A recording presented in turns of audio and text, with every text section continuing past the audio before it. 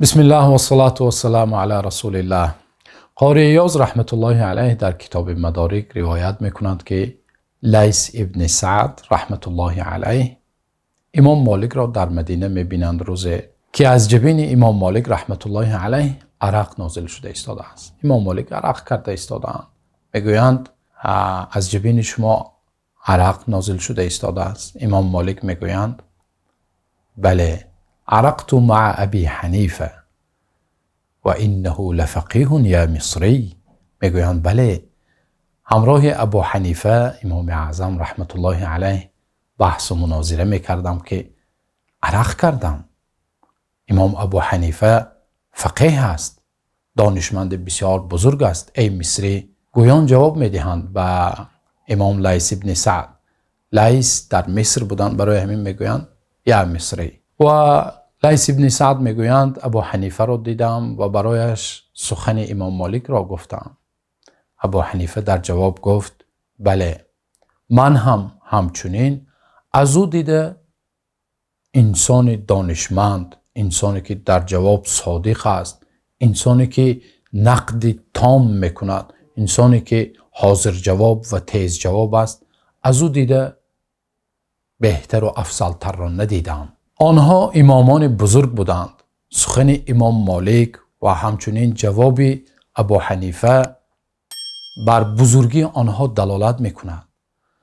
آنها اختلاف نظر داشتند، اما قلب آنها هرگز اختلاف نداشت. همچنین امام احمد ابن حنبل با لیث ابن سعد اختلاف داشتند. لیث از مصر گاه به امام مالک مکتوب می نوشتند، آنها بین همدیگر مراسله داشتند و در آخر مکتوبشان لیث ابن سعد می نویسند که ای برادر بزرگوار من، حال شما خوب است و حال فرزند شما پسر شما خوب است؟ احوال دوستان چگونه است؟ گویان احوال پرسی میکردند و میگفتند برادر عزیزم، اگر برای شما از مصر چیزی لازم باشد، اگر نیازی در مصر داشته باشید، برایم بگویید که این باعث خوشنودی من میگردد. و امام مالک رحمت الله علیه وقتی دخترشان را به ازدواج دادن شدند به لیث نوشتند. با وجود آنه که بین آنها اختلاف نظرها بود، امام مالک و لیث نوشتند که برایم از مصر خوشبویی عطر روان کنید. من دخترم را به ازدواج داده ایستادم و برایم عطر روان کنید. لیث ببینید لیث چیکار کردند. وقتی مکتوب برادرشان، دوستشان، این مرد بزرگوار برایشان رسید، یک اشتر خوشبویی را خریدند و گرفتند و به مدینه روان کردند به امام مالک. و همچنین ببینید امام شافعی رحمت الله علیه، یک مناظره هست بین امام شافعی رحمت الله علیه و امام بزرگوار ابو عبید قاسم ابن سلام رحمت الله علیه. قاسم ابن سلام هراتی بودند، از خراسان بودند. بین آنها مناظره هست در یک مسئله.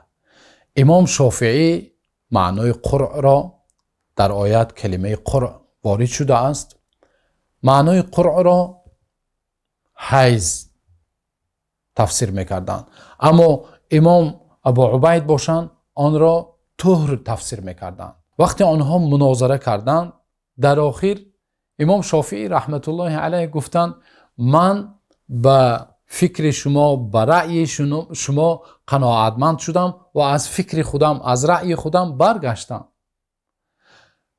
نتیجه را ببینید که امام ابو عبید گفتند من هم همچنین وقتی دلیل های قوی شما را دیدم، از فکر و رأی خود برگشتم و به فکر و حجت و دلیل شما قناعتمند گشتم. برای همین امام شافعی رحمت الله علیه می گفتند ما ناظرت احدا الا و تمنیت ان یظهر الله الحق علی لسانه.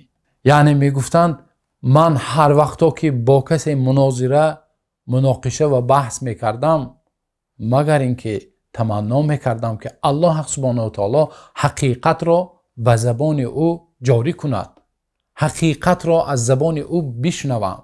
و اینچنین باز یک سخن دیگری مشهور امام شافعی رحمت الله علیه است که میگفتند قول صواب یحتمل الخطأ و قول غیر خطأ یحتمل الصواب.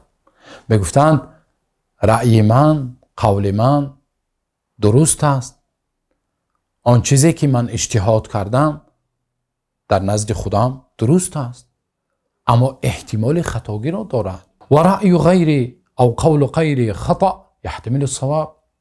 و رأی مخالف در نزد من خطا است اما احتمال درستی دارد. و اینچنین از امام احمد ابن حنبل رحمت الله علیه روایت شده است که احمد ابن حنبل گفتند من لم یعرف اختلاف العلماء لم یشم رائحة الفقه. نفری که از اختلاف علما خبر ندارد، نفری که اختلاف علما را نمیداند و آگاه نیست، لم یشم رائحة الفقه، بوی فقه را نفهمیده است، یعنی از فقه یک اونچی درک ندارد. و وقتی در یک مسئله از صحابه ها و تابعین یک چند روایت ها را میخواندند، احمد ابن حنبل میگفتند در این مسئله 5 روایت هست یا 6 روایت هست. و همچنین میگفتند یسعنا ما وسعهم الاختلاف. و همچنین میگفتند یسعنا ما وسع الصحابه والتابعین رضوان الله علیهم اجمعین.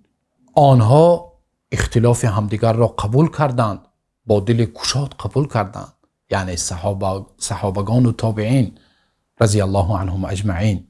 همچنین ما هم با دل گشاد آن را قبول میکنیم. بله، آنها گرچند که در مسئله ها اختلاف داشتند اما آداب اختلاف را رعایت میکردند. آنها عزت و احترام همدیگر را به جا می آوردند.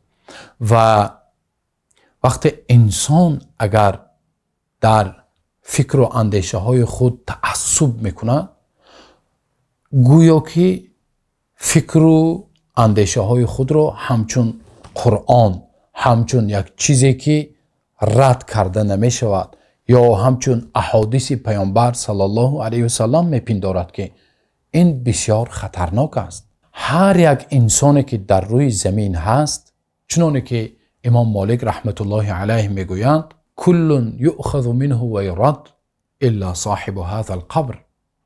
امام مالک که در مدینه بودند میگفتند هر نفری که در روی زمین هست، سخنش اگر حجت قوی داشته باشد قبول کرده می شود یا رد کرده می شود. اجتهاد بشریت قابل قبول است یا قابل رد است مگر صاحب این قبر. و اشاره میکردند به قبر رسول الله صلی الله علیه و سلم. برای همین هر نفری که امروز دعوای علم دارد، هر نفری که دعوای طالب علمی و دانش آموزی دارد، باید که از آداب اختلاف آگاه باشد. باید که این آدابی که آنها بین همدیگر رعایت میکردند حتما باید رعایت کنند. و امروز ما مسلمان ها مشکلی های زیاد داریم. نباید ما و شما در مسئله های فقهی فرعی، در شاخه های مسئله های یک ناچیز باید بین همدیگر اختلاف کنیم، دشمنی کنیم و این چیزها سبب شود که قلب ما و شما، در قلب ما و شما بدبینی جایگیر شود. الله حق سبحانه و تعالی ما مسلمانان را به راه صراط المستقیم هدایت کند و همیشه مثل این بزرگان ادب اختلاف و آداب مناظره و بحث را رعایت کرده باشیم.